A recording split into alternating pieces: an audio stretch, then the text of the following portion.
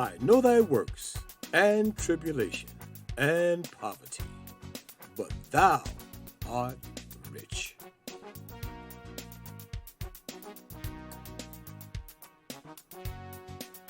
Welcome to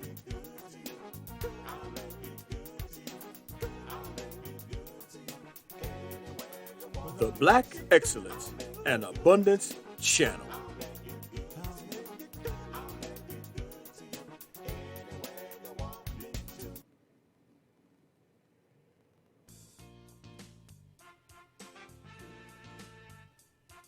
There was a time when Christopher Columbus was heavily pushed and accepted as the greatest explorer the world has ever known. However, there were other explorers that existed in the world during Columbus' time and long before he ever set sail. Well, in this video, we're going to take a look at some of the lesser-known explorers, but who were just as important, and some long before Christopher Columbus ever set foot on the American shores. First, we'll look at Abu Bakar, brother to Mansa Musa, the richest man in the world. Second, Pedro Alonso Niño, another navigator and great explorer. We will then look into some of the exploits of Juan Garrido. And lastly, Estevanico Esteban. These are 4 explorers of many that we will be taking a brief look at today, long before the discovery of America. Western scholars have all but ignored, dismissed, and discredited the fact that Africans had contact with the Americas long before Columbus. But scholars such as Dr. Ivan van Sertima and Sheikh Anta Diop rejected this in the books They Came Before Columbus, published in 1976, and The African Origin of Civilization, Myth or Reality, published in 1974. But they were not alone. Decades before, respected Harvard lecturer Leo Weiner, a Russian-born scholar of Polish-Jewish heritage who was a polyglot skilled in more than 20 languages, noted the African presence in the 1920s book, Africa and the Discovery of America. As others have staked claims as the dominant voice, especially the so-called New World, their version of events have endured. As with every other position in the world, African peoples were explorers as well. And the following are a few that we all should know. Researchers have discovered that Abu Bakr once ruled the Mali Empire, and they have discovered that he is the main force behind the African arrival to the Americas prior to Columbus. Abu Bakr Musa ruled the Mali Empire, and he is said to be the son of Kalanki, sister of Sun Diata Keita, the founding emperor of the great Mali Empire in West Africa. In 1311, Abu Bakr relinquished his throne to Mansa Musa to pursue his belief that the Atlantic Ocean, similar to the river Niger, had another bank. Already during his rule, Abu Bakr had funded a 200-boat expedition to find the bank. When only one ship returned, with the captain reporting that a current swept the rest of the fleet away, prompting him to turn back, Abu Bakr put together a 2,000-boat expedition that he himself led. It is believed that Abu Bakr, who never returned home, landed at what is now Brazil, and that some of the previous boats landed throughout the Americas. Some of the ships arrived in what is now Mexico, and even in Colorado. This is why Warner and others before and after him note early remnants of African culture in the Americas, some of which was found by Columbus upon his arrival almost 200 years later. And folks, let's be honest, we have no way of knowing what Abu Kari looked like, but the following slides are drawings of what he may have looked like.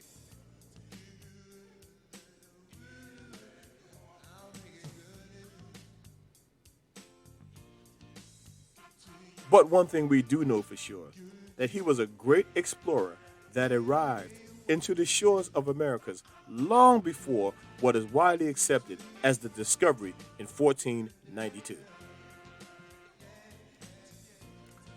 Described as El Negro, navigator and explorer, Pedro Alonso Niño had long been acknowledged for accompanying Columbus on his first expedition to the Americas in 1492 as the pilot of the Santa Maria. Although Pedro is one of the most well-known of Columbus' crew, he was not alone.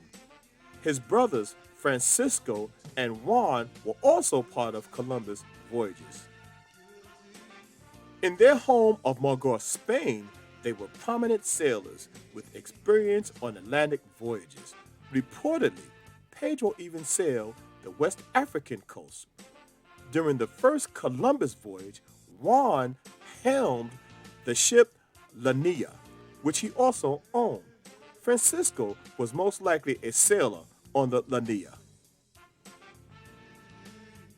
The brothers also took part in Columbus's second voyage, in which it is well documented that Pedro was with Columbus when he allegedly discovered Trinidad. Yes, imagine that. He discovered a land that was also inhabited by millions. Yeah, right. The sons of Pedro and Juan are believed to have participated in Columbus's voyages as well. Another great explorer from the 1500s is Juan Garrido. Born in Africa, Juan was enslaved in Portugal but began his career in exploration in Salve, Spain, probably as a slave. Around 1502 or 1503, he landed in Santo Domingo. Later, Garrido was elevated to the status of conquistador and was with Ponce de Leon during his search for the Fountain of Youth in Florida in 1513. Garrido was also part of the Hernando Cortez-led invasion of Mexico in 1519, which resulted in the conquest of the Aztec. Later, he participated in expedition to Michoacán in Mexico in the 1520s and traveled to islands in San Juan and Cuba as well. Garrido, who married and fathered 3 children, settled in Mexico City. To secure land that, based on his service, should have been his automatically, he provided testimony of his exploits of his 30 years as a conquistador without pay in 1538. Today, he is also credited with harvesting the first commercial wheat crop in the Americas. And perhaps the most well-known is Estevanico Esteban. By most accounts, Esteban was sold into slavery around 1513 in the Portugal-controlled Azmora on Morocco's Atlantic coast at the age of 10 to 13 and brought to Spain, where he became the servant of Andre Durantes de Carranza. With Durantes, Esteban, who was labeled a Moor by most historians, traveled to Cuba to join the Panico de Navies expedition to conquer Florida for Spain.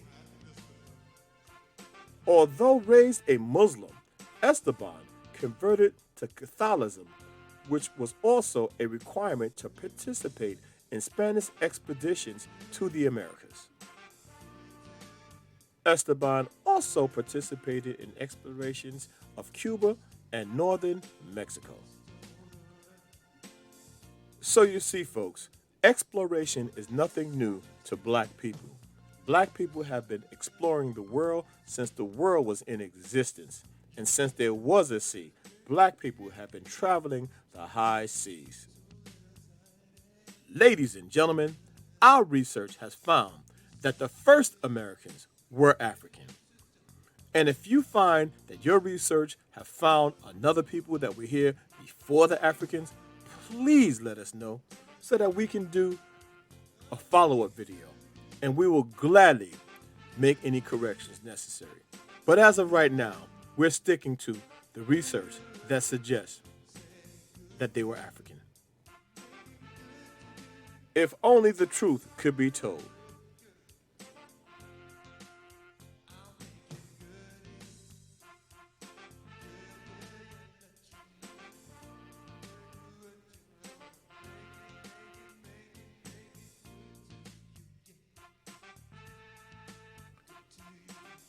Another hidden fact about this country is that many of the so-called Native Americans were also black people.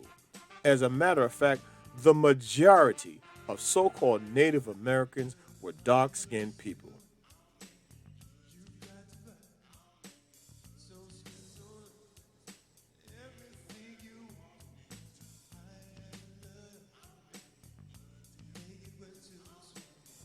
And as we talk about the explorers, let's not forget Matthew Henson, the first man to ever set foot on the North Pole, a black man. The Black Excellence and Abundance Channel, where black history is every day. Thanks for watching. And please like, comment, subscribe, and share. And always remember, thou art rich.